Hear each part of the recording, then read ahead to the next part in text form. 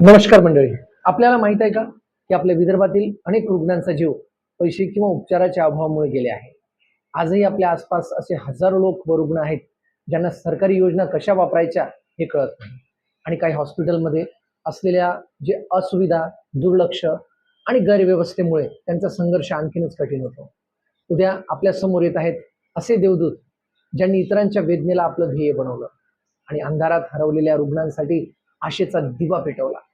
रुग्णमित्र ही केवळ संस्था नाही, तर ती अपुरी माहिती, भीती आणि असहाय्यता यांच्याशी लढणाऱ्या प्रत्येक गरजवंतांची त्यांचे काम म्हणजे मदत नाही, तर अपुरी माहिती, भीती आणि व्यवस्थेतील त्रुटीशी लढा आहे.